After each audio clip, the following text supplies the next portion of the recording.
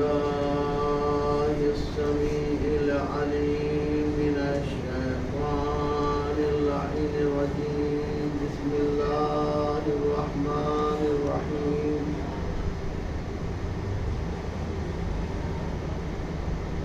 الحمد لله الذي لا يظلم مدحته القائل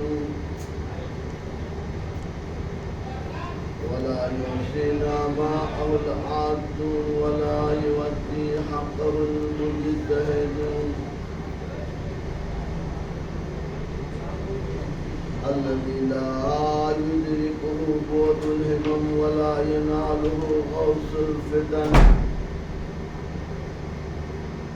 الذي ليس لصفته حد محدود ولا نعت موجود ولا وقت معدود ولا أجل ممدود.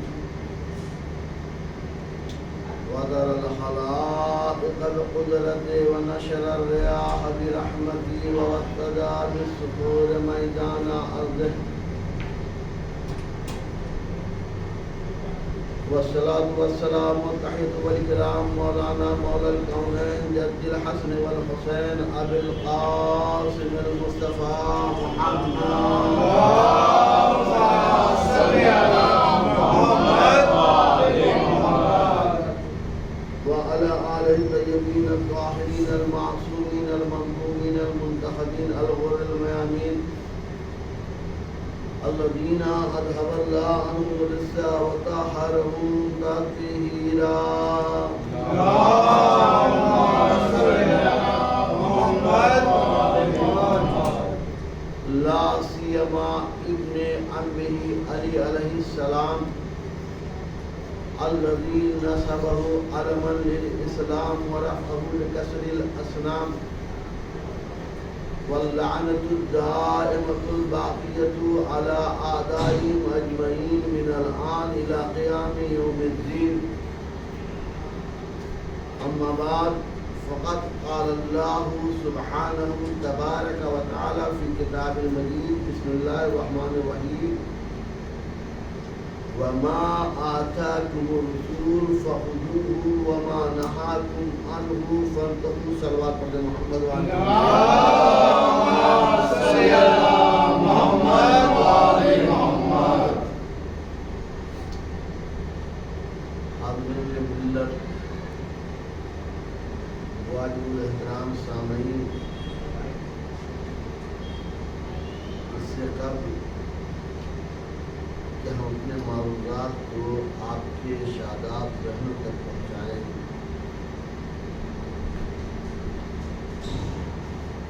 ہمیشہ معمول کے مطابق بارگاہ معبود میں ہاتھوں کو بلند کریں اور اس فرش ادا کا واسطہ دے کر دعا کریں. معبود مجھے واسطہ حسین کے خون کا ہم سب کے گناہ سے گرا گناہ کے میرا معاف فرمائے. میرے اللہ اس ادائے سید الشہداء کے صدقے میں جہاں مومنین مسلمین شیعان حیدر کرار پریشان حال ہیں، ان کی پریشانی کو دور فرما، ان کی جان مال عزت آبرو کی حفاظت فرما. جو مریض ہیں امام حسین کے صدقے میں جو واسطہ محمد والے محمد کا انہیں شفاء کامل و عاجل عنایت فرما. جو بے اولاد ہیں انہیں اولاد صالح عنایت فرما. جو بے روزگار ہیں انہیں روزی عنایت فرما. جو حج و زیارت کے مشتاق ہیں انہیں حج و زیارت کی توفیق عطا فرما. میرے اللہ ہم سب کو اربعین امام حسین میں پیدل چلنے کی توفیق عطا فرما، وہاں جانے کی توفیق عطا فرما. میرے اللہ مراج اکرام کا سایہ ہم سب کے سروں پہ قائم و دائم فرما. میرے اللہ اس مکان پہ بھی تو اپنی رحمت اور برکت نازل فرما. میرے اللہ یوسف زہرا، فرزند زہرا، عزیز زہرا، امام عصر کے ظہور میں تعلیل فرما. ہم سب کو ان کے ناصرین میں شمار فرما. مل جل کر کے صلوات پڑھیں محمد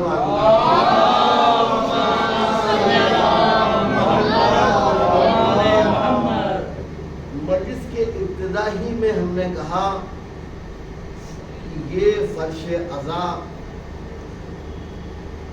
کسی کی جاگیر نہیں، کسی ایک مذہب کے لیے نہیں، یہ فرش عزا انسانیت کے لیے ہے، اور یہاں بات بھی انسانیت کی ہوتی ہے۔ ابھی آپ کے سامنے جو ہم کہتے ہیں کہ خدا کا کلام ہے، اس کی شروعات بسم اللہ الرحمن الرحیم سے کرتے ہیں، اللہ کے نام سے جو رحمان اور رحیم ہے، یعنی رحم کرنے والا ہے۔ اب یہ جو ہم شروعات کرتے ہیں رحم کرنے والا ہے، تو یہ نہیں کہ خالی مسلمین پر، یہ نہیں کہ صرف شیعوں پر، بغیر کسی چیز کو قید کیے ہوئے اللہ کی رحمت ہر ایک بندے پر ہے۔ یہ بات اور میں واضح کر سکتا ہوں جب اس سے آگے پڑھتے ہیں الحمدللہ رب العالمین۔ ہم اس اللہ کو مانتے ہیں، اس پروردگار کو مانتے ہیں جو عالمین کا پالنے والا ہے، مسلمین کا نہیں۔ سلام پڑھیں محمد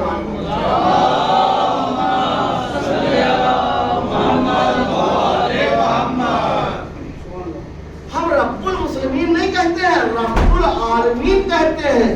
عالمین میں جو جو ہے اس پروردگار کی ہم تعریف کرتے ہیں، اور یہی نہیں، اس سے آگے پھر میں بیٹھ کے کہتا ہوں کہ ہم صرف پروردگاری کو ایسا نہیں مانتے کہ وہ رب العالمین ہے، بلکہ جس پیغمبر کو مانا ہے وہ بھی رحمت للمسلمین نہیں ہے، رحمت للعالمین ہے۔ صلوات پڑھیں محمد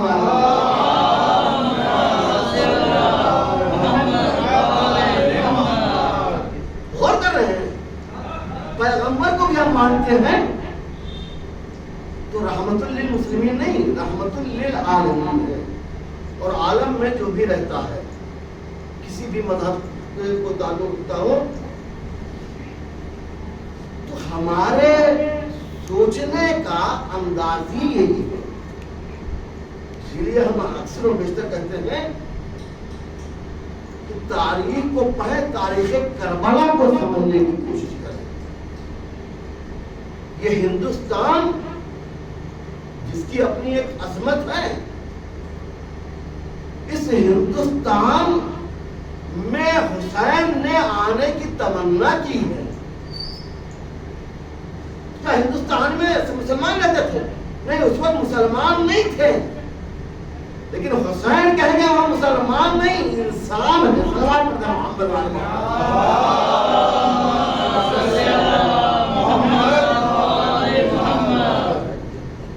تو ہمارے یہاں انسانیت کو بہت اہمیت دی جاتی ہے۔ ہم نے بار بار کہا کہ انسانیت نہیں، اگر نجس جانور کتا پیاس سے مر رہا ہو تو اب ہم وضو کے پانی سے وضو نہیں کر سکتے۔ میں کہہ رہا ہوں پانی وضو کا ہے، لیکن وضو نہیں کر سکتے، پہلے اسے پانی پلائیں گے، اگر بچے گا تو وضو کریں گے، ورنہ تیمم نہیں کریں گے۔ صلوات پڑھیں محمد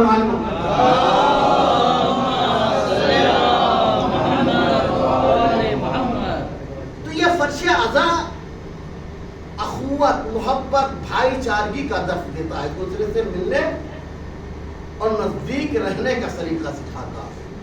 قدورت، کینہ، بغض کو دور کرتا ہے۔ اس لیے فرش عزا کو ہم چاہتے ہیں۔ اور آج پھر میں اپنی بات کہنے کے لیے کہ رسول نے جو ہمیں دیا اسی کو لینا ہے، اور جس سے منع کیا ہے اس سے ہمیں رک جانا ہے. ہمارے ذہن، ہمارے عقل تمام چیزوں پر ایک پیرا بٹھا ہے کہ جو عقل کامل تھا وہ رسول، اس نے جو ہمیں دیا ہے اسے لینا ہے. تو اب یہ جو چیزیں بیٹھنے کا موقع ملا ہے یہ بھی رسول نے ہمیں دیا ہے. دعوت ذوالشیرہ جو ہم نے آپ کو واقعہ سنایا، کیا مطلب تھا؟ بیٹھیں، جب نزدیک آئیں گے تو نزدیکی بڑھے گی، اور جب بیٹھیں گے نہیں تو دور بھاگیں گے تو دوریاں بنیں گی. زیادہ نزدیک آ کر کے دیکھو، دوسرے کے خیالات پڑھ کر کے دیکھو، شاید تمہارے لیے ہدایت کا راستہ ہو. صلوات محمد علیہ.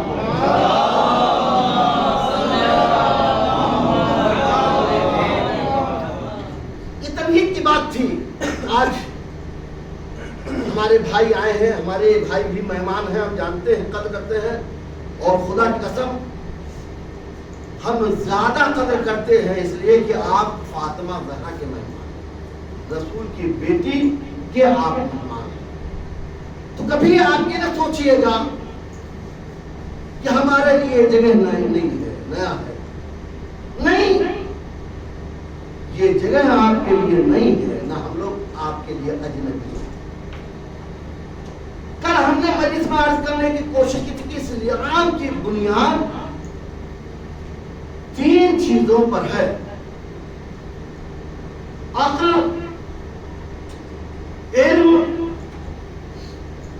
اور اخلاق و ادب یعنی کردار. اس کے علاوہ اسلام کی فاؤنڈیشن کسی اور چیز پہ نہیں ہے. عقل، جس کے بارے میں ہم نے کئی بار یہ کہا کہ پیغمبر کی حدیث ہے، لا عقل لہو لا دین لہو. جس کے پاس عقل نہیں ہے اس کے پاس دین نہیں. اور یہ بات ہماری یوں ہی نہیں ہے. پیغمبر نے کہا ہے، تو میں اسی لیے مثال دے رہا ہوں کہ آپ جانیں کہ ایک نادان، ایک پاگل، اس پر شرعی تکلیف نہیں، اس سے اللہ نے نماز نہیں طلب کیا، روزہ نہیں طلب کیا، حج نہیں، چونکہ اس کے پاس عقل نہیں ہے. میں کچھ کہنا چاہتا ہوں، تو جو عقل رکھتا ہے اسی سے دین طلب کیا ہے. صلوات محمد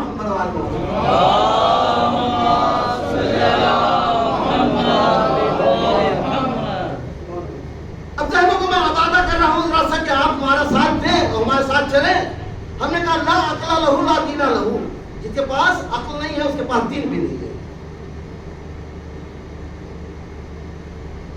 جب حضرت آدم علیہ السلام کی خلقت ہوئی، پہلے نبی، تو اللہ نے 3 چیزیں جناب آدم کی خدمت میں بطور تحفہ پیش کیا.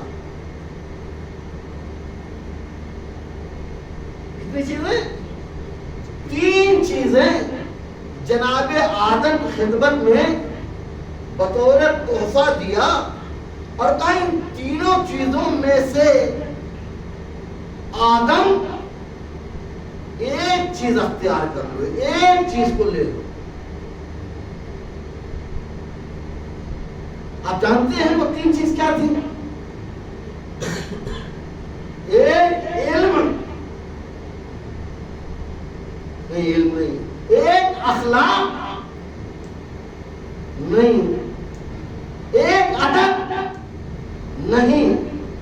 اللہ اکبر. آدم علیہ السلام کے سامنے 3 چیزیں پیش کی ہیں. کیا پیش کی ہیں؟ عقل، دین، حیا. کتنی چیزیں؟ عقل، دین، حیا. اور آدم سے کہا کہ آدم ان تینوں چیزوں میں سے سوال پڑھے محمد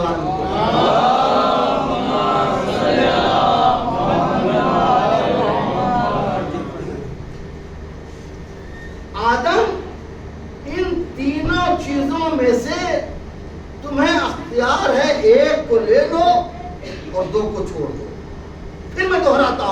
اپنے نئے آنے والے بھائی دیکھیے کہ اللہ نے آدم کو بطور تحفہ 3 چیزیں پیش کی اور یہ اختیار کیا کہ ان تینوں چیزوں میں سے ایک کو لے لو، بقیہ چھوڑ دو۔ وہ 3 چیزیں کیا تھی؟ عقل، دین، حیا۔ آدم کو اختیار دیا تینوں میں سے ایک لے لو۔ آدم نے کیا کیا ہوگا آپ بتائیں؟ ہماری طرح ہوتے اور دینداری کا ناٹک کرنے والے ہوتے تو دین کو لے لیتے، لیکن آدم نے دین کو نہیں لیا۔ اور جیسے آج کا معاشرہ ہے کہ بے حیائی کے شکار ہوتے ہوئے بھی حیا کی چادر ہم لپیٹے بھی ہیں، ہے یا نہیں ہے؟ تو حیا لے لیتے، ہمیں تو لوگ خوش ہو جاتے۔ لیکن آدم علیہ السلام نے نہ حیا کو لیا نہ دین کو لیا، آدم علیہ السلام نے عقل کو لیا۔ جب عقل کو آدم علیہ السلام نے لے لیا تو جبرائیل نے کہا کسے؟ حیا اور دین سے چلو واپس چلتے ہیں۔ حیا سے مخاطب ہوئے کہ اب چلو، دین سے مخاطب ہوئے چلو میرے ساتھ۔ حیا نے بھی بڑھ کے کہا جیسے آپ کو یہ حکم تھا کہ آپ 3 چیزیں لے جائیں، ویسے مجھے یہ حکم ملا ہے کہ جہاں عقل رہے وہی میں رہوں۔ جہاں عقل رہے وہی میں رہوں۔ تو اب چونکہ آدم نے عقل کو لیا ہے لہذا ہم آدم کے ساتھ ہی رہیں گے۔ تو نہ حیا نے ساتھ چھوڑا نہ دین نے ساتھ چھوڑا، نہ حیا نے ساتھ چھوڑا نہ دین نے ساتھ چھوڑا۔ اب آدم پہلے نبی ہے نا، اور انسان اول مخلوق ہے۔ میں آپ سے کہنا چاہ رہا ہوں یہ وہ مخلوق ہے جسے ہم آپ کو انسان کے روپ میں دیکھا ہم نے۔ تو وہ آدم کہ جنہوں نے عقل لیا تو حیا نے بھی ساتھ نہیں چھوڑا اور دین نے بھی ساتھ نہیں چھوڑا۔ یہ بات تو کنفرم ہے نا کہ جہاں عقل وہی دین، جہاں حیا وہی عقل۔ لازمی مضمون ہے نا، ایک کو دیکھ کے دوسروں کو پہچان لیں۔ تو اب مجھے کہنے دیجئے کہ جو اپنے آپ کو عقل مند کہہ رہا ہے، دانش مند کہہ رہا ہے، سمجھدار کہہ رہا ہے، پہلے اس کے پاس دیکھو آیا حیا بھی اس کے پاس ہے یا نہیں ہے؟ جو اپنے آپ کو دیندار کہہ رہا ہے پہلے اس پر نظر کریں آپ کہ وہ دینداری کا ناٹک تو نہیں کر رہا ہے۔ اگر عقل ہوگا تبھی دین اس کے ساتھ ہے۔ تو میرے عزیزوں اب کہنے دیجئے معاشرہ سماج میں لوگ اپنے کو عقل مند کہتے رہے، لیکن ہمیں یہ دیکھنا ہے کہ کون کتنا باحیا ہے۔ جو باحیا ہوگا وہی عقل مند ہوگا، جو بدین ہوگا وہی عقل مند ہوگا۔ صلوات محمد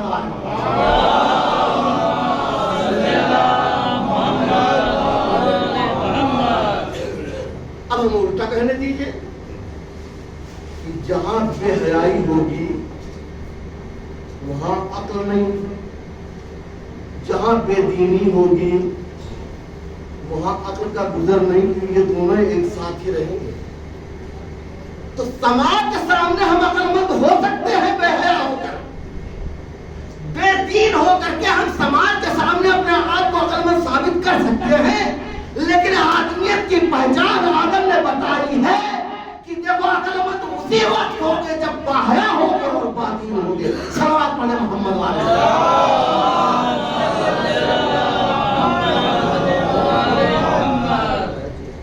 اب میں اپنے بھائی اپنے نوجوانوں سے بہت معذرت کے ساتھ اکثر و بیشتر ہمارے یہاں نوجوان کہتے ہیں کیا کریں، بے حیائی کا ماحول ہے، اور اس سے زیادہ اور آسان کرے بے حجابی کا ماحول ہے، تو ہم نے بھی اپنے ماں بہنوں کو بے حجاب کر دیا۔ یہی ہے ہمارے پاس دلیل ہے۔ جب ہماری نہیں چلتی تو ہم کیا کرتے ہیں؟ ماحول کو دوش دیتے ہیں کہ ماحول ہی ایسا ہے، حالات ہی ایسے ہیں۔ میرے عزیزوں، جو ماحول میں بدل جائے، میں کہہ رہا ہوں، اسے انسان نہیں، اسے مرا ہوا انسان کہتے ہیں، اور جو ماحول کو بدل دے اسے جیتا ہوا انسان کہتے ہیں۔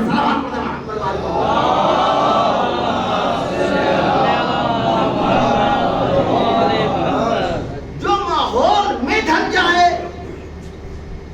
اسے جیتا ہوا انسان نہیں کہہ سکتے۔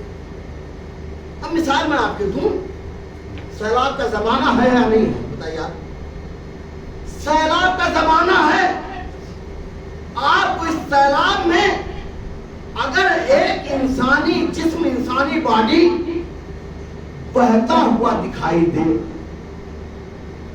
اور آپ سے کوئی سوال کرے کہ جو انسانی باڈی دکھائی دے رہا ہے آیا یہ زندہ ہے یا مردہ ہے، تو آپ کیا کہتے ہیں؟ کچھ کہنا چاہ رہا ہوں۔ یہ انسانی جسم، انسانی باڈی جو دکھ رہا ہے، اس میں زندگی کے آثار ہیں یا یہ مرا ہوا ہے؟ تو جو سمجھدار ہوگا وہ یہ کہے گا اس پر نظر کر کے تو دیکھو، اگر وہ پانی کے بہاؤ میں بہا چلا جا رہا ہے تو سمجھ لو وہ مردہ ہے، اور اگر پانی کو کاٹ رہا ہے، پانی سے لڑ رہا ہے، تو سمجھ لو اس میں زندگی کے آثار ہیں۔ یعنی زندگی اور موت میں فرق آپ محسوس کریں کہ جو پانی سے لڑ جائے، موتوں سے لڑ جائے، اس میں حیات ہے، اور جو پانی کے بہاؤ میں بہہ جائے اس میں زندگی نہیں ہے، موت ہے۔ تو ایسے ہی ہمیں اپنے آپ کو دیکھنا چاہیے، ہم زندہ ہیں یا مردہ؟ اگر ہم واقعی معاشرے کے بہاؤ میں بہہ رہے ہیں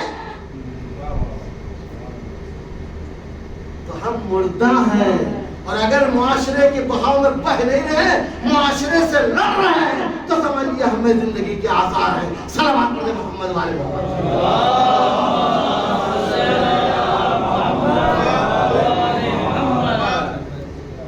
ایک بار پھر سے صلوات پڑھیں محمد والے۔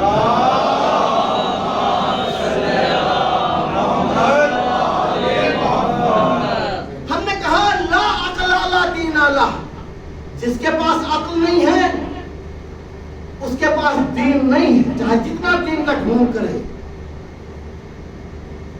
وہ دیندار ہو ہی نہیں سکتا۔ اور امام نے اس کے لیے بہترین بات کہی ہے، امام جعفر صادق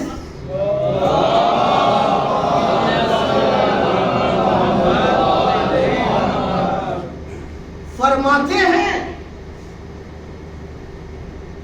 کہ وہ عقل مند ہے، وہ سمجھدار ہے جو عمل کرنے سے پہلے عمل کی قبولیت کی فکر کرتا ہے۔ اس کہہ رہا ہوں میرے عزیز، عمل کرنے سے پہلے عمل کی قبولیت کی فکر کرتا ہے۔ یعنی کیا مطلب ہے؟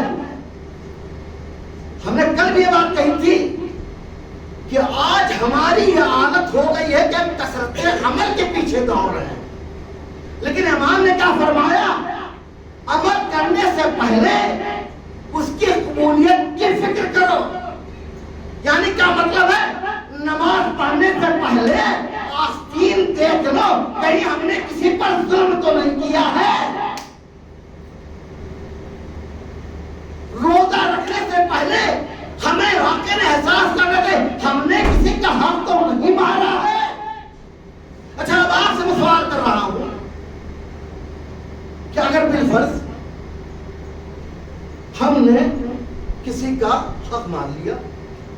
اب بہت اچھے اچھے کپڑے میں آئے, نماز پڑھی ہم نے, سچ بتائیے نماز قبول ہے؟ ہم نے ہزاروں لوگوں کی افطاری کرا دی, لیکن وہ کسی کا حق مارا تھا. سچ بتائیں آپ کہ روزہ قبول ہے؟ کہ جو افطاری کرائی ہے یہ قبول ہے؟ یہ پیسہ تو ضائع ہوا ہے, لیکن آپ سب مل کے کہیں گے یہ قبول نہیں ہے. یہی تو میں کہنا چاہ رہا ہوں.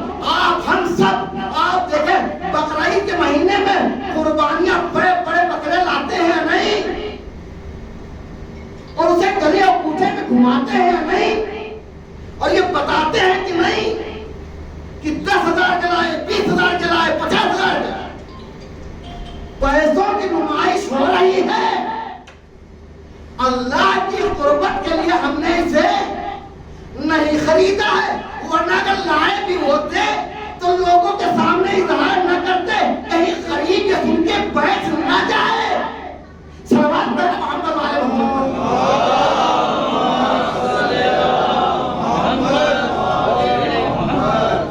شریعت نے منع کیا ہے, لیکن آج کیا ہوگا؟ 10,000 کا لائے تو 25,000 کا بتائیں گے.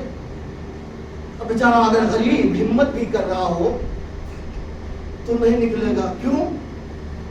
کوئی 25,000 تو ہے ہی نہیں ہے. تو ہونا یہ چاہیے کہ حقیقت بتاتے, لیکن اتنا پڑھ کے بتا دیا. اچھا ایک بات اور ہے, اس قربانی میں نے دیکھا کہ ہر مسلمان یہی تلاش کرتا ہے کان کٹے نہ ہو, دانت ٹوٹے نہ ہو, آنکھ پھوٹی نہ ہو. بھائی ایسا ایک مسلمان کیوں کر رہا ہے؟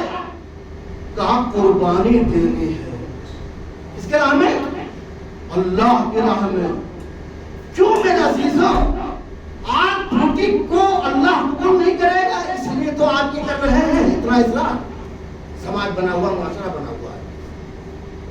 کان کٹا نہ ہو, اس وجہ سے آپ بار بار دیکھتے ہیں کان کٹا نہ ہو, دانت ٹوٹا نہ ہو, اس لیے آپ اتنا زیادہ پتا کرتے ہیں. کیوں؟ اس لیے کہ اللہ اسی کو قبول کرے گا جو بے عیب ہو. تو اب یہی تو میں کہنا چاہ رہا ہوں کہ یہ دمبا یا یہ بکرا جو آپ قربان کر رہے ہیں کس کی یاد میں؟ تو بھائی کس کی یاد میں؟ جناب ابراہیم اور جناب اسماعیل بیٹے نے قربانی دی اور باپ قربان کرنے کے لیے آیا. یہ الگ بات ہے کہ اللہ نے اس کے بدلے میں دمبا بھیج دیا. مسلمان تب سے اب تک قربانی دے رہا ہے اور بار بار یہ دیکھتا ہے کہ اس میں کوئی عیب نہ ہو. بھائی یہ ابھی دمبے کی بات ہے, اور آپ کہہ رہے نہیں وہ جو دمبا آیا تھا وہ بے عیب تھا.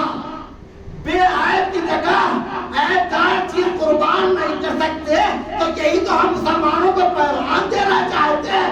بے عیب کی جگہ بے عیب کی قربانی نہیں دے سکتے, تو بے عیب کی جگہ عیب دار کو کیسے بٹھا سکتے ہیں؟ صلوات پڑھیں محمد والے.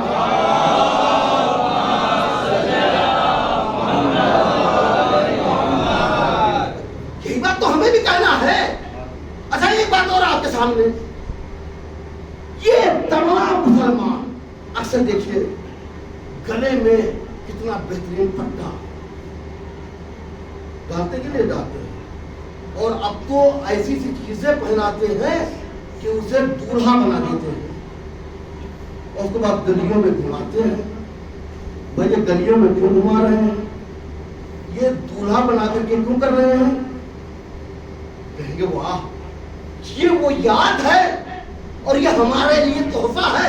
کیوں میرے عزیزوں؟ جب آپ گلی میں گھمائیں, آپ سواریں, آپ بنائیں, آپ لے کے گھومیں تو ہم کبھی کچھ نہیں کہتے. لیکن اگر آپ گنگنا نکالیں, اگر لے کر گلی میں نکلے تو آپ اسے کہتے ہیں یہ بدعت ہے, یہ کہاں کا انصاف ہے؟ صلوات پڑھیں محمد والے محمد.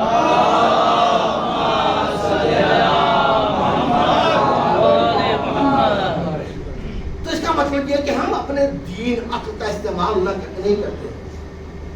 امام نے کیا فرمایا؟ عمل کرنے سے پہلے اس کی قبولیت کی فکر کرو. یہ نہیں کہ بس ہم کیے جا رہے ہیں. لیکن ہمیں بتائیے کہ کتنے ایسے ہیں جو یہ سوچتے ہیں کہ قبول ہو جائے. زیادہ تر ہم اپنی بات کر رہے ہیں. ہم آپ لوگوں کو کہیں گے صلوات پڑھیں محمد علیہ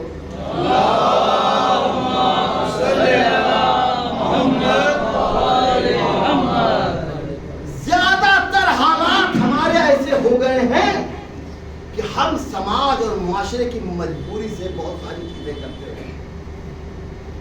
ہمارے حالات ایسے نہیں ہیں. لیکن نہیں, ہم کریں گے. کیوں کریں گے؟ سامنے والا یہ کہے گا, وہ سامنے والا یہ کہے گا, وہ پڑوس والا یہ کہے گا, وہ رشتہ دار یہ کہیں گے. یہی تو افسوس ہے پڑوسیوں کا, رشتہ داروں کا. جہاں پرواہ ہونی چاہیے وہاں پرواہ نہیں ہے, اور جہاں پرواہ نہیں ہونی چاہیے خدا کا خالی پرواہ کرنا چاہیے, اسے ہم پرواہ ہی نہیں کرتے. صلوات پڑھیں محمد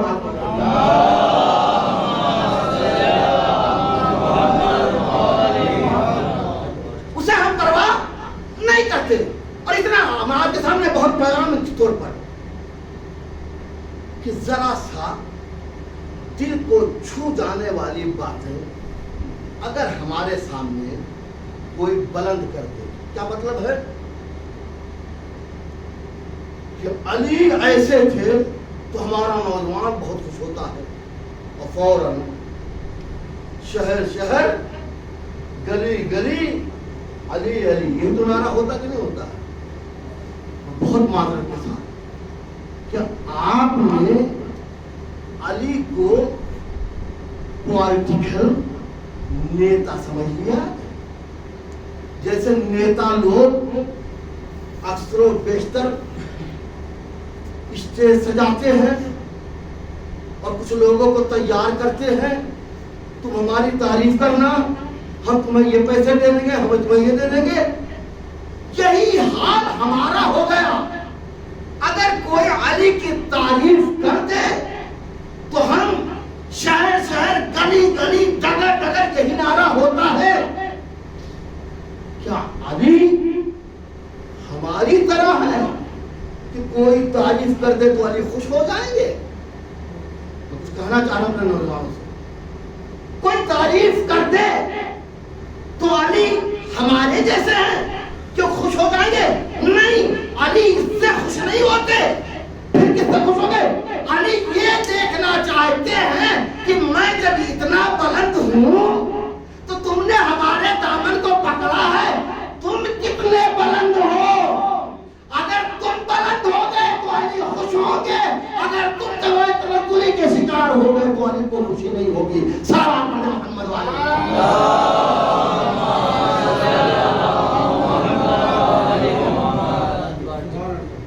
علی کو خوشی اس بات پر نہیں ہوگی کہ آپ کتنی تعریف کر رہے ہیں.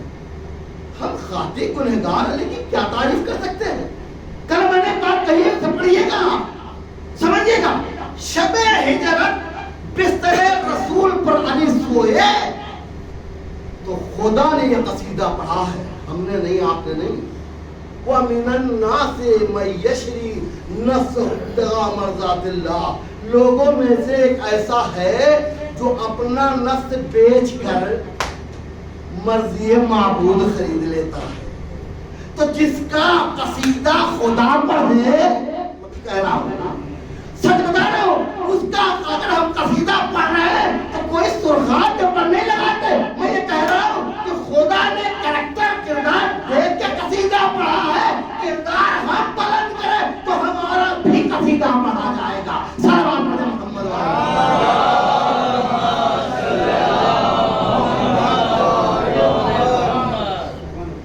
قصیدہ کون پڑھ رہا ہے؟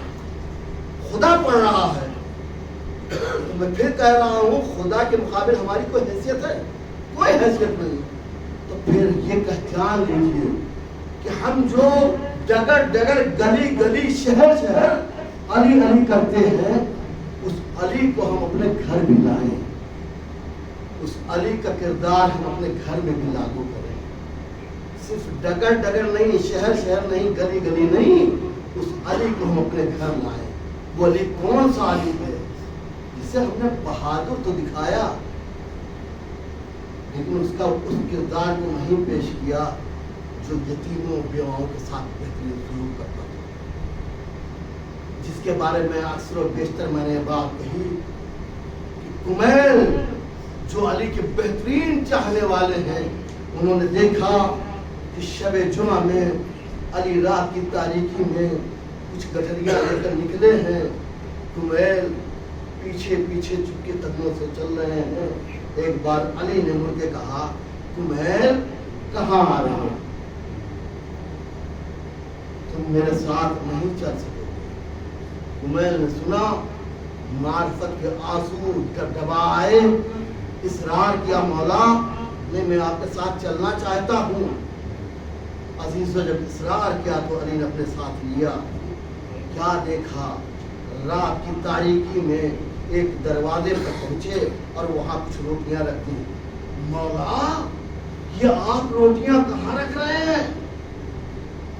یہ تو آپ کا سب سے بڑا دشمن ہے، یہ تو آپ سے سلام نہیں کرتا، یہ تو آپ کو برا بھلا کہتا ہے۔ اللہ اکبر۔ علی ابن ابی طالب نے کمیل کو مخاطب کر کے کہا میں نے کہا تھا نا کہ تم ہمارے ساتھ نہ آؤ، اب سوال نہ کرنا۔ پھر آگے بڑھے، آگے جا کر کے پھر کچھ روٹیاں رکھیں، کچھ چیزیں درموترا رکھے، اور اس کے بعد جب آگے بڑھنا چاہتے ہیں تو کمیل پھر کہتے ہیں مولا یہ وہ ہے جس نے رسول اللہ کے وجود کو ختم کرنے کی کوشش کی، آپ کی کل کھلا مخالفت کرتا ہے، آپ اسے کیوں روٹیاں دے رہے ہیں؟ اللہ اکبر۔ پھر علی نے کمیل کو مخاطب کر کے کہا میں نے تم سے کہا تھا تم ہمارے ساتھ نہیں چل سکو گے۔ اور جب تیسری مرتبہ تیسری جگہ یہی جملہ کمیل نے کہا تو ایک بار علی نے کہا اب تم میرے ساتھ نہیں چل سکتے۔ ایک کمیل مگر جان لو میں نے ان کو روٹیاں کیوں دی، ان کی ضرورت کی چیزیں کیوں رکھی، اس لیے کہ جان لو خدا وحدہ لا شریک ہے جس نے خدا کے سامنے خدائی کا دعویٰ کیا لیکن خدا نے اس کے رزق کو بند نہیں کیا۔ خدا نے اپنے سامنے دعویٰ کرتے ہوئے دیکھا کہ فرعون اپنے کو خدا کہتا ہے لیکن رزق بند نہیں کیا، عذاب نازل نہیں کیا، جب وقت و حالات آئے تو کیا۔ تو میرے عزیزوں اقبال علی مخاطب کر کے کہتے ہیں کہ خدا نے جب اپنے بندے کو رزق دینے میں کوتاہی نہیں کی تو وہ خدا جس کا میں بندہ ہوں علی اپنی مشکل کشائی ان کے لیے کیسے بند کر دے۔ صلوات پڑھیں محمد وعلی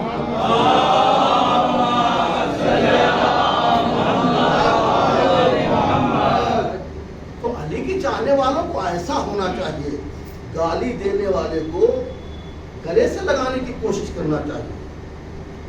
میں نے کہا آستین پر اگر ظلم ہے تو نماز نہیں صحیح ہے، اگر کسی کا مال ہم نے ہڑپ لیا ہے تو روزہ نہیں صحیح ہے، افطار کرانا بیکار ہے۔ یہ اپنی جگہ پڑتا ہے، مجھے کہنے دیجئے نا کہ ہم عمل کم کریں لیکن ایسا کریں جسے زہرا بھی قبول کر لے، جسے اللہ بھی قبول کر لے۔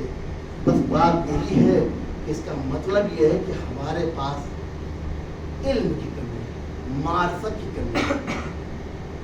بہت اچھی بات آیت اللہ عقیل الغربی نے کہا کہ دو گروہوں میں ہماری یہ قوم بڑھ چکی ہے۔ ایک گروہ یہ ہے کہ مجلس یا ایام عزا آیا تو بس وہ منت ماننے کے لیے بسم ذہنی طور پر آماد ہے، اللہ ہمارا یہ کام کرا دے، اللہ ہمارا یہ کام کرا دے، امام ہمارا یہ کام مکمل ہو جائے، یہ چیزیں ہمیں مل جائے، یہ منصب مل جائے، یہ گاڑی مل جائے۔ یہی حال ہے۔ حد یہ ہے کہ 9-10 کو بھی لوگ اپنی منتیں مانتے ہیں۔ کچھ لوگ ایسے ہیں اب کچھ لوگ علم کو اٹھاتے ہیں اور وہ بھی منت مانتے ہیں، میرے اللہ تو ہمارے ایمان کو سلامت رکھنا، حسین کی معرفت عطا کر دینا، امام کا سپاہی بنا دینا۔ بہت فرق ہے میرے عزیزو، کچھ اپنے لیے دعا مانگتے ہیں، کچھ اپنے لیے مانگتے تو ہیں لیکن اس لیے نہیں مانگتے کہ ہمیں عہدہ مل جائے، ہمیں منصب مل جائے، ہمیں طاقت مل جائے، ہمیں دولت مل جائے۔ کچھ یہ مانگتے ہیں پروردگار اگر تو نے ہمیں اتنی بڑی نعمت دی ہے تو اس کا ہمیں وفادار بنا دے، لشکر امام کا سپاہی بنا دے۔ تو جب مائیں دو طریقے سے دعا کرتی ہے تو کسی کو دولت مل جاتی ہے، شہرت مل جاتی ہے، لیکن جو یہ معرفت مانگتا ہے تو اس کے خمینی پیدا ہوتے ہیں، خوئی پیدا ہوتے ہیں، سیستانی پیدا ہوتے ہیں، حضرت رسول اللہ پیدا ہوتے ہیں۔ سلام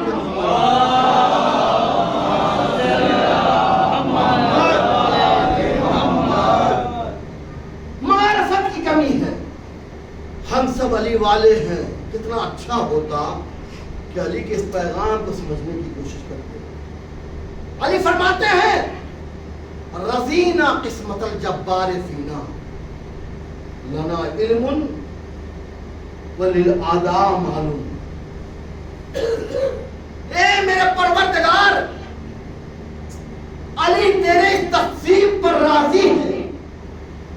علی کہہ رہے ہیں ہم نہیں، رضینا قسمت الجبار فینا، اے پروردگار علی تیرے اس تقسیم پر راضی ہے کہ تو نے میرے حصے میں علم دیا، دشمن کے حصے میں مال دیا۔ علم باقی رہنے کی چیز ہے، مال فنا ہونے والی چیز ہے۔ آج آپ کے سامنے ہے، میں کچھ کہنا چاہ رہا ہوں، ابن زیاد بہت بڑے حویلی یا عمارہ میں رہ رہا تھا، لیکن آج اس کا نام و نشان آپ نہیں پائیں گے۔ لیکن علی نے کہا تھا علم ہمارے پاس ہے۔ جب تک علم ہے تب تک علی کی قدر ہوتی رہے گی۔ اور یہی جملہ تو علی نے کہا تھا کہ اگر دشمن سے بھی تمہیں علم ملے تو اسے لے لو، اگر دشمن سے بھی تمہیں علم ملے تو اسے حاصل کر لو۔ اور قسم بخدا اس کی بہترین مثال یہ ہے، آپ جان لیجئے کہ آپ کے پاس دولت نہ ہو، طاقت نہ ہو، کچھ نہ ہو، اگر علم ہے تو طاقت والا جھکے گا، اگر علم ہے تو حکومت والا جھکنے پر مجبور ہو جائے گا۔ سامنے میں مثال دوں، عبدالکلام آزاد، اے پی عبدالکلام آزاد، چہرے سے بہت خوبصورت تھا، بال اس کے بہت اچھے تھے، قد کا بہت مہین شہین تھا، بیک گراؤنڈ بہت اچھا تھا۔ میں کچھ کہنا چاہ رہا ہوں میرے عزیزوں، یہ کچھ نہیں تھا، لیکن علم سے وہ مالا مال ہوا۔ تو آپ جانتے ہیں اٹل جی کی حکومت تھی، اٹل جی اس کے پاس گئے، درخواست کیا کہ آپ یہاں کے صدر ہو جائیں۔ میں کچھ کہنا چاہ رہا ہوں میرے عزیزوں، ایک پرائم منسٹر کو علم والے کے پاس جانا پڑا اور لے کر کے آئے، التماس کیا کہ اس عہدے کو قبول کر لو۔ اب تو سمجھ لیجئے علم والے کی قدر اتنی ہوتی ہے تو ہم یہی نہیں کہتے حکومت کسی نے ملی ہو، لیکن علی کے در پر بار بار آتے تھے، علی یہ مسئلہ حل کر دیجئے، علی یہ مسئلہ حل کر دیجئے۔ صلوات پڑھیں محمد والے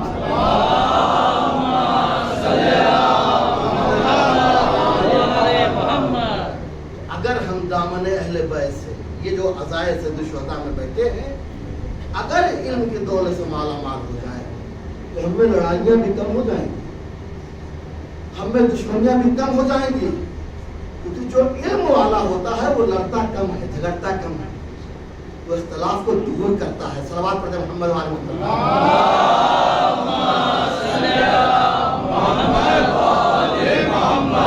اور بس ایک بات کہ ہجرت کر کے پیغمبر مدینے میں آئے، اب لوگ ضد کر رہے ہیں، یعنی کچھ مسلمان ہو گئے تھے، لوگ ضد کر رہے ہیں کہ ابو یہ پیغمبر ہمارے مہمان ہو جائے، ہمارے مہمان ہو جائے۔ پیغمبر نے کہا کس کا دل تھوڑا رحمت بن کر کے آئے ہیں؟ لہٰذا پیغمبر نے کہا ہمارا ناقہ جس گھر کے سامنے بیٹھ جائے ہم اسی کے مہمان ہوں گے۔ ناقہ ابو ایوب انصاری کے گھر کے سامنے بیٹھ گیا اور سارے مہاجر ابو ایوب انصاری کے گھر مہمان ہوئے۔ یعنی یہ صحابی بہت جلیل القدر ہے، ہجرت کر کے جس کے گھر پر پیغمبر رہے اسے کہتے ہیں ابو ایوب انصاری۔ اور ابو ایوب انصاری 90 سال کی عمر میں اس دنیا سے گئے۔ یعنی آپ کو میں بتاؤں 10 سال کربلا یا 11 سال کربلا کے واقعے سے پہلے اس دنیا میں گئے ہیں، یعنی پورے دور کو دیکھا ہے۔ اب میں دعویٰ کرتا ہوں میرے بھائی، لوگ کہتے کہ ہم اصحاب کو نہیں مانتے، اصحاب کو نہیں چاہتے، ہم کہتے ہم سے زیادہ اصحاب کے بارے میں جانتا کون ہے؟ ابو ایوب انصاری جس نے سب سے پہلے رسول کو مہمان رکھا، ابو ذر غفاری جس نے پیغمبر کے ایک حدیث کو یاد کیا، سلمان فارسی جس نے سب سے پہلے کہا سلمان و منا علم ہے، سلمان میرے اہل بیت میں سے ہے، مقداد، بودر، یہ تمام لوگ جتنے ہیں آپ سچ بتائیے صحابی نہیں تو اور کیا؟ ان کو پڑھ کے تو دیکھیے عباد رسول کہاں تھے، کس کے ساتھ تھے؟ صلوات پڑھے محمد و آل محمد۔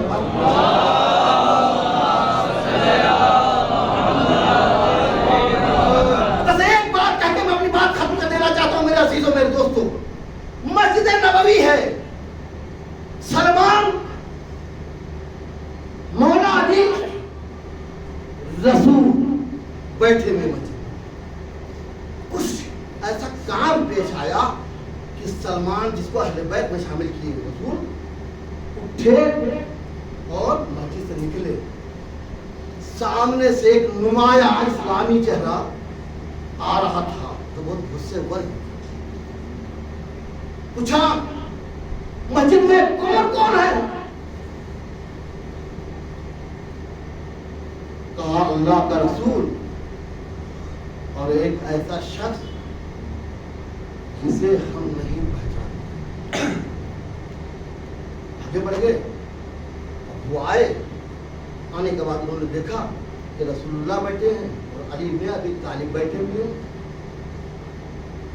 سلمان پر بے تحاشا غصہ ہوئی، یا رسول اللہ آپ سلمان کو اہل بیت میں شامل کر رہے ہیں، کو اتنا مقام دے رہے ہیں اور سلمان تو جھوٹ بول رہے ہیں۔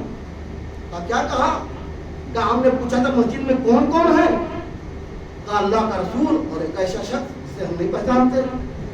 کہا اچھا ابھی سلمان آ ہی رہے ہوں گے، ان سے دریافت کر لیں۔ سلمان آئے، جیسے ہی آئے ویسے وہ گرم جوشی میں سلمان کیا تم ابھی کو نہیں پہچانتے؟ کہا نہیں میں پہچانتا۔ کہا یا رسول اللہ دیکھیے کیا کہہ رہے ہیں۔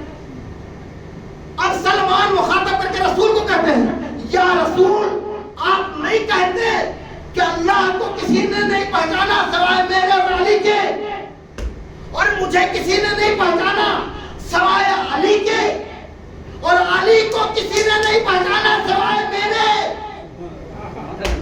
علی کو کسی نے نہیں پہچانا سوائے میرے۔ تو جب آپ نہیں پہچان پائے علی کو، میں کچھ کہہ رہا ہوں یا رسول اللہ صرف آپ پہچانتے ہیں تو میں کیسے علی کو پہچان لوں؟ آپ سمجھ میں بات آئی؟ جسے سلمان نہ پہچان سکے اسے علی کہتے ہیں، تو سلمان جب درجے کا ایمان والا علی کو نہ پہچان سکے تو مسلمان اسے کیا پہچانیں گے؟ صلوات پڑھے محمد والے۔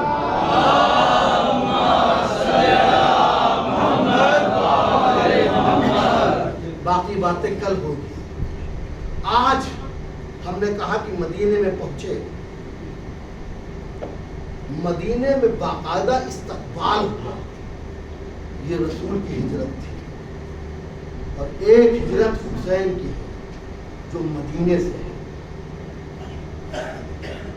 آپ یقین جانیے مدینے سے جو حسین ہجرت کر رہے ہیں تو وہ آسان تھا ہجرت کرنا، ناموس رسالت کو لے جانا، نے اس سے پہلے کہا کہ 2, 4, 10 دن کے بچے کو لے جانا یہ آسان تھا. سفر کتنا مشکل ہوتا ہے, سفر کی صعوبت کتنی مشکل ہوتی ہے, اس میں خاص کر عورتوں کو لے جانا, اس میں بچوں کو لے جانا, وہ بھی 10 دن کا بچہ. لیکن اللہ اکبر, ہجرت کے تیار. روایت میں ہے کہ جناب زینب سلام اللہ علیہا عبداللہ کے گھر, کس کے گھر؟ عبداللہ کے گھر. جب قافلہ تیار ہوا تو عبداللہ کہتے ہیں میں بیماری کی وجہ تو نہیں جا سکتا, لیکن زینب میں تجھے روکوں گا نہیں, اس لیے کہ میرے چچا علی ابن ابی طالب نے کہا تھا زینب بغیر حسین کے زندہ نہیں رہ سکتی.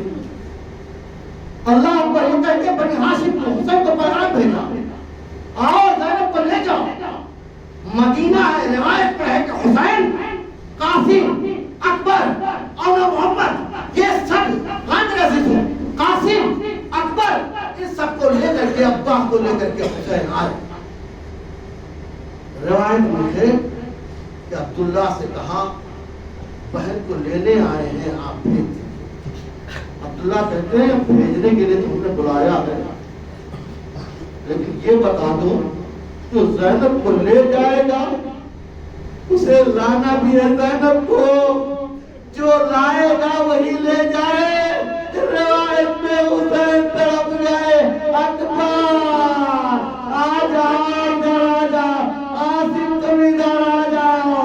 ارے میرے عزیزو, حسین کیا کہتے, ہم واپس نہیں آئیں گے, اکبر واپس نہیں آئے گا, قاسم واپس نہیں آئے گا. ایک بار امام نے کہا اے سیدی, اے سید سجاد, ارے اپنے پھوپھی کو لے لو.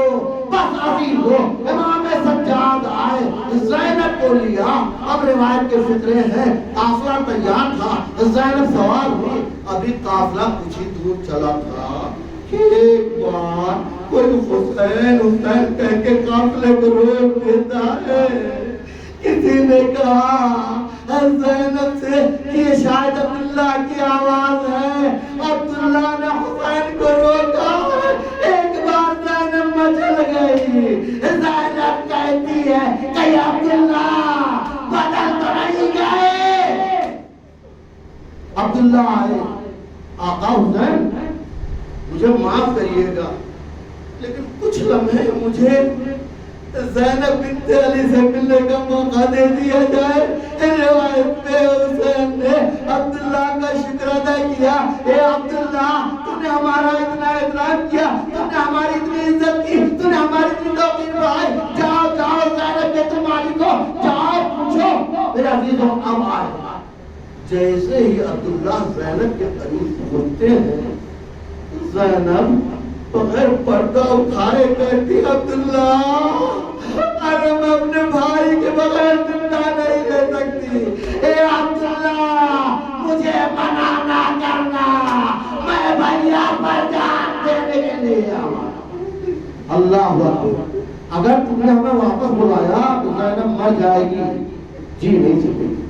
روایت میں عبداللہ نے کہا بی بی مجھ میں کیا مجال کہ میں آپ کی باتوں کو رد کروں, میں آپ کو روکنے نہیں آیا ہوں. لیکن زینب جا رہی ہو, اگر کوئی سخت وقت آئے تو دیکھو زینب تم ہدیہ پیش کر دینا, تم صدقہ نکال دینا. مسافروں کے لیے صدقہ نکالا جاتا ہے. کہا جب حسین پہ کوئی سخت وقت آئے تو صدقہ نکال دینا. زینب تڑپ گئی, ارے صدقہ کس چیز کا, تم اتنے بڑے ہو گئے, اتنے مالدار ہو گئے کہ میرے بھائی کا صدقہ نکالو گے. کہا مال کا صدقہ نہیں نکالوں گا, میں چھوٹے چھوٹے بچوں کو لایا ہوں. اے زینب جب حسین پر سخت وقت پڑے تو ایک اپنے طرف سے قربان کرنا, ایک میرے طرف سے قربان کرنا.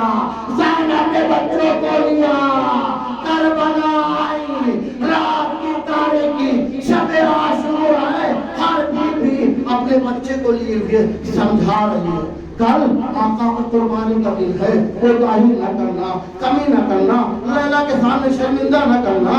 کوئی یہ کہتا ہے کہ فاطمہ کے ساتھ میں شرمندہ نہ کرنا. حسین ایک بیوی کی وصیت سن رہے ہیں.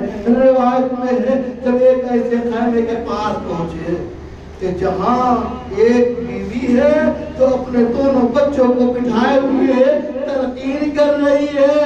تو تم اپنے آپ کو کمزور مت ہو دینا, ہونے مت دینا. تم جعفر کے پوتے ہو, علی کے نواسے ہو, قربانی میں کوئی بھی کمی نہ کرنا. اور ایک وصیت بھی سن لو, اے میرے لال جاؤ, جب لڑتے کرائی کے پاس پہنچ جانا تو پہنچنے کے بعد کہیں پانی میں ہاتھ نہ لگانا, پانی نہ پینا. اے میرے لال, سکینہ پیاسی ہے, اصغر پیاسا.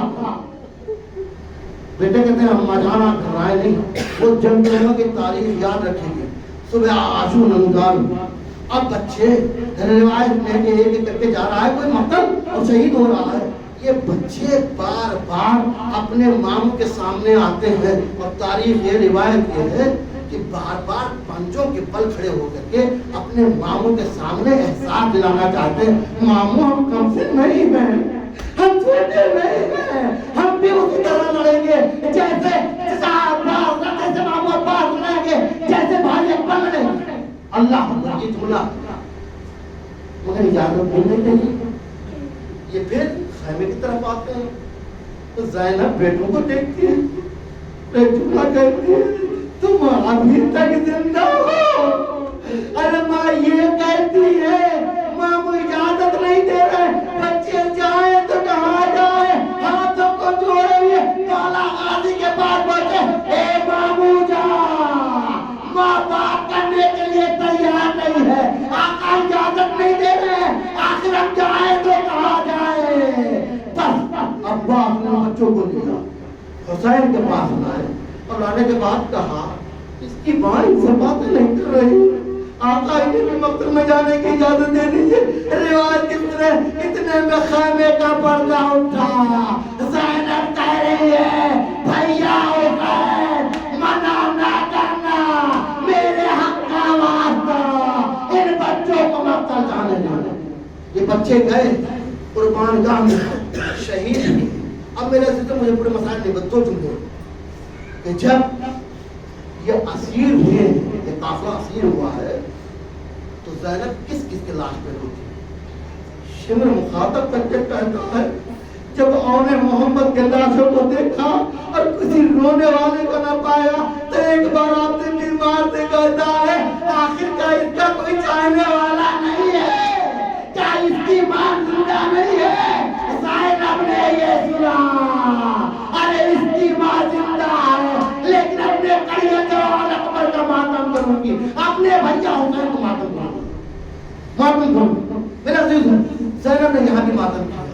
پھر جب رہائی ملی اور سر آئے تو زینب نے سب کے سر کو لے کر کے اور واویلا کیا. لیکن روایت میں ہے اور محمد کسی نے سر نہیں لیا تو شامی عورتوں نے بھی یہی جملہ کہا کیا ان کی ماں زندہ نہیں ہے. زینب بالوں کو بکھرائے ہوئے تھی, کہہ رہی تھی ارے زینب آنا محمد کا ماتم نہیں کرے گی. کربلا بھی ماتم نہیں کیا. اور اس کے بعد مدینے آئی, روزے رسول کو فریاد کیا, اے نانا آپ کی امت نے غضب ڈھایا ہے, اگر نہ محرموں کا مجمع نہ ہوتا تو میں اپنے بازوؤں کو کھول کر بتاتی کہ ظالموں نے کس قدر درے لگائے ہیں. اور یہ فریاد کرنے کے بعد عبداللہ کے گھر گئے. اب روایت کی فکرے ہے کہ جب زینب عبداللہ کے گھر گئی اور جانے کے بعد ایک بار دو بستر دیکھے, ننھے منھے بستر دیکھے. اب زینب کو محمد کی یاد آئی, سہنے کھانا میں بالوں کو کھولا, اے میرے لال ہم نے تم کا تمہارا ماتم نہ کربلا میں کیا, نہ کوفہ میں کیا, نہ شام میں کیا, اب یہ زینب تمہارا ماتم کرے گی. اسی اثنا میں عبداللہ آئے, بی بی کو پہچان نہ سکے, اے ضعیفہ آخر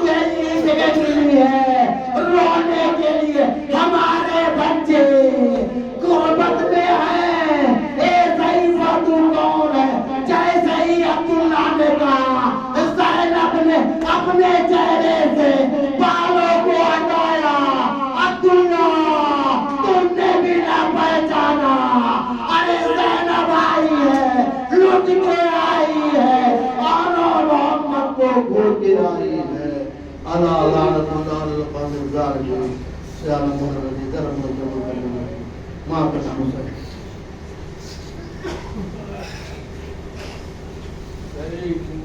حسین